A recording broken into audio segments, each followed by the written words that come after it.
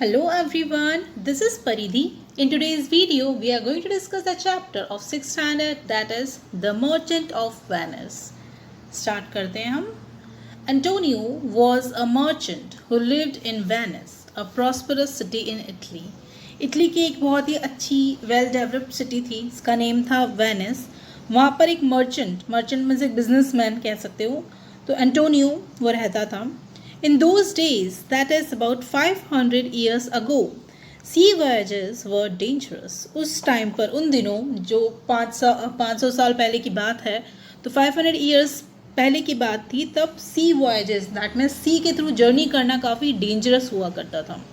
And yet some adventurous merchants travelled across the seas. लेकिन फिर भी कुछ एडवेंचरस मर्चेंट्स सी के across that means sea journey करते थे. Some others spent a lot of money sending ships to far away countries. और कुछ पैसे स्पेंड करते थे, पैसे खर्च करते थे जिससे शिप दूसरी कंट्रीज़ में जा सके, दूर कंट्रीज़ तक जा सके. These ships brought back spices and other treasures from India and other countries. और ये शिप जब आते थे, देखिए जो बिजनेसमैन होते हैं वो क्या करते हैं, वो इम्पोर्ट एक्सपोर्ट करते हैं. कोई चीज़ बाहर जाती है, कोई चीज़ बाहर से अपनी कंट्री में आती है. तो उसी तरह ये जो शिप्स होती थी, जो ये भेजते थे ट्रैवलर के थ्रू मीन्स मर्चेंट्स जो भेजते थे, तो वो क्या करते थे, उसके साथ शिप जब आता था तो कई तरह के अलग अलग स्पाइसेस आते थे, कुछ ट्रेजर्स, कुछ अच्छी नई नई चीज़ें आती थी इंडिया से और दूसरी कंट्रीज से इटली में. The merchant sold these things in Europe. और मर्चेंट जो बिजनेसमैन होते थे वो ये चीज़ें यूरोप में सेल करते थे, बेचते थे. They made a lot of profit in this business. और इस बिजनेस में उनको काफ़ी प्रॉफिट होता था, काफ़ी फ़ायदा होता था. At the time when the story begins, Antonio was waiting for his ships to return with merchandise. तो जब स्टोरी स्टार्ट होती है, ये जो स्टोरी है मर्चेंट ऑफ वेनिस, ये एक्चुअली शेक्सपियर ने लिखी हुई है. तो जब ये स्टोरी स्टार्ट होती है तब एंटोनियो जो मर्चेंट है वो क्या कर रहा होता है, अपने शिप्स का वेट कर रहा होता है. मर्चेंडाइज मीन्स ऐसी चीज़ें जो ट्रेड में वापस आती हैं, जो बिजनेस के लिए जो भी चीज़ें उसकी वापस आती हैं, उन सब का वो वेट कर रहा होता है. He had put almost all his money in the ships. और उसने सारा पैसा अपने उस शिप में लगा दिया. Antonio was a kind man. Antonio अच्छा आदमी था. He had many friends but his best friend was Bassanio. तो उसके काफ़ी फ्रेंड्स थे लेकिन उसका बेस्ट फ्रेंड जो था वो बेसेनियो था. Bassanio was a young and handsome nobleman, but unfortunately he had no money. Bassanio अच्छा आदमी था, यंग था और हैंडसम पर्सन था. और नोबलमैन मीन्स अच्छा आदमी था, नोबल था, लेकिन बदकिस्मती से उसके पास पैसे नहीं थे. Bassanio wanted to marry Portia. वो एक लड़की से शादी करना चाहता था, इसका नेम था Portia. Portia was beautiful and intelligent. Portia beautiful भी थी और इंटेलिजेंट भी थी. So question number 1 comes over here, who was Bassanio? Bassanio कौन था? She was the only daughter of a very wealthy man. वो एक बहुत ही वेल्दी मैन, अमीर आदमी की, जो रिच मैन था, उसकी सिर्फ एक बेटी थी. Her father had died. उसके फादर डाइड मीन्स मर गए थे.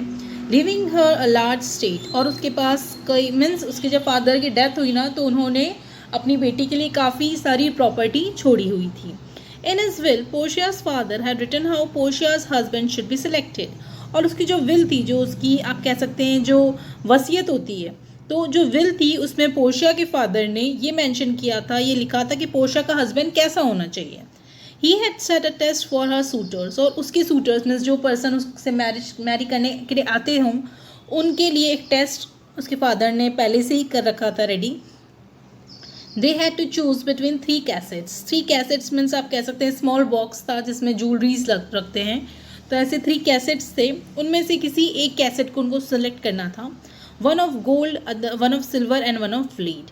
एक गोल्ड का था, एक सिल्वर का था और एक लीड का था. Each casket had something written on it. और हर कैसेट पे कुछ ना कुछ लिखा हुआ था. On the gold casket it was written. Gold casket पे क्या लिखा था?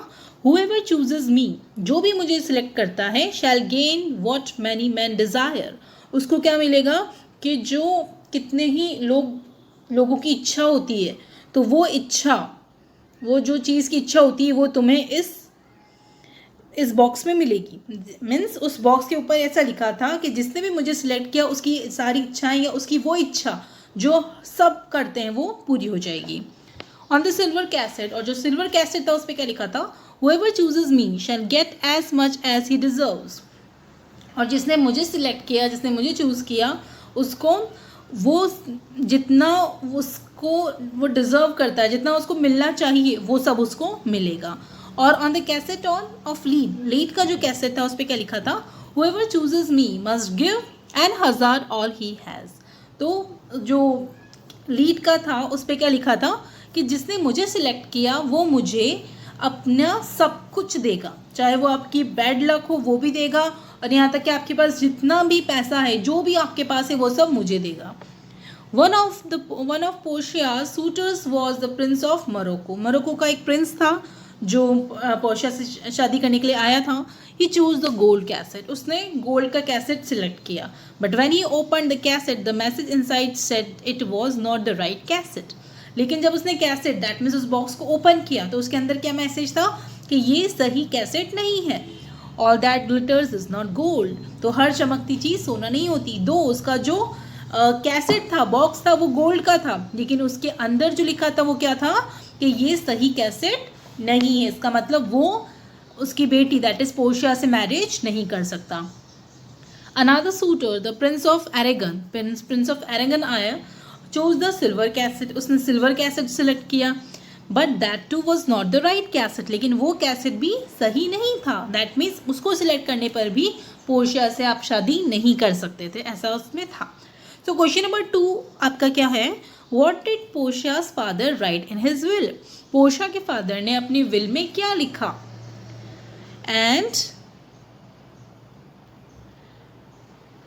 Question number 3 is what was written on the gold casket. Gold casket पे क्या लिखा हुआ था। आगे बढ़ते हैं हम। Bassanio wanted to try his luck with the caskets, but जो बेसेनियो था वो भी अपना लक ट्राई करना चाहता था। To do that he had to travel to Belmont where Portia lived on her estate.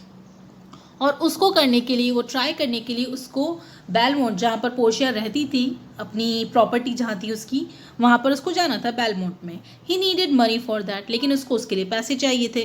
When Antonio came to know this he wanted to help. जब Antonio को ये बात पता चली तब वो चाहता था उसके फ्रेंड बेसेनियो की हेल्प करना। He told Bassanio to borrow money in his Antonio's name. तो उसने बेसेनियो को बोला कि तुम मेरे नाम पर पैसा उधार ले लो, बोरो कर लो। They went to Shylock the Jewish money lender and asked him for the money. Jew का मनी लेंडर था, नेम था उसका शायलॉक, उसके पास गए और उससे पैसे मांगे। Shylock had a lot of money, उसके पास बहुत पैसा था, but he was not at all generous, लेकिन वो बिल्कुल भी हेल्पफुल नहीं था। Money was all that he cared for, उसको सिर्फ पैसे से ही मतलब था। He did not like Antonio because Antonio sometimes lent people money without charging any interest for it. उसको एंटोनियो पसंद नहीं था क्योंकि एंटोनियो कई बार लोगों को पैसा उधार देता था बिना किसी इंटरेस्ट, बिना किसी ब्याज के लिए। So Shylock decided to take advantage of this situation. तो शार्लोक ने इस सिचुएशन का फ़ायदा उठाने का सोचा। He gave them the money on the strange condition. एक strange condition पर उन्होंने उसको मनी दिया, पैसे दिए। If Antonio failed to return the money within 3 months, Shylock would cut off a pound of Antonio's flesh. उसने क्या बोला कि अगर एंटोनियो ने मुझे 3 महीने में पैसे नहीं दिए या वो फेल हो गया तो उसका एक पार्ट, एक पॉन्ड जितना पार्ट वो क्या करेगा, उसकी बॉडी में से कट करेगा।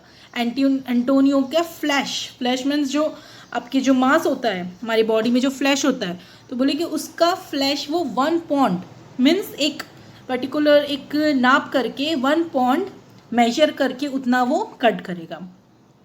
Antonio agreed to this and borrowed the money for Bassanio. Antonio ने एग्री कर लिया और बेसेनियो से पैसे उधार ले लिए। बेसेनियो वेंट टू बेलमोंट, वो बेलमोंट गया। When he saw the caskets he chose the lead one. जब उसने कैसेट्स को देखा, उसने लीड वाला, जो लीड का कैसेट था वो सिलेक्ट किया, उसको चूज़ किया। That was the right casket, और वो राइट कैसेट था, सही था वो। And Bassanio won Portia's hand by choosing it, और उसी तरह बेसेनियो ने पोर्शिया का हाथ जीत लिया। दैट मीन्स उससे मैरिज करने के लिए वो प्रॉपर था। Portia too was glad to marry Bassanio, और बेसेनियो से शादी करने पर पोर्शिया भी काफ़ी खुश थी। क्वेश्चन नंबर 4 आता है, why did Shylock did not like Antonio. Shylock को एंटोनियो क्यों पसंद नहीं था। In the meanwhile, Shylock heard that Antonio had lost his ships. और इसी दौरान शायलॉक ने ये सुना कि एंटोनियो का जो शिप थे जो उसके वो सारे गुम गए हैं, लूज मीन्स वो उसको लॉस्ट हो गए, दैट मीन्स गुम गए हैं, मिस हो गए हैं. He was very happy that Antonio would not be able to pay the money. अब शार्लोक बहुत खुश हुआ, उसको लगा कि एंटोनियो पैसे नहीं दे पाएगा. He took Antonio to court and demanded that he fulfill the strange and cruel condition. उसने एंटोनियो को कोर्ट में लेके गया और बोला कि अब जो कंडीशन थी, जो शर्त थी, जो अजीब सी और बहुत बुरी शर्त थी, उसको पूरा करना चाहिए. The Duke like Antonio and was sorry for him. Duke जो अगर राजा था उसको एंटोनियो पसंद था और उसके लिए उसको दुख भी हुआ, but what could he do, लेकिन वो भी क्या कर सकता था.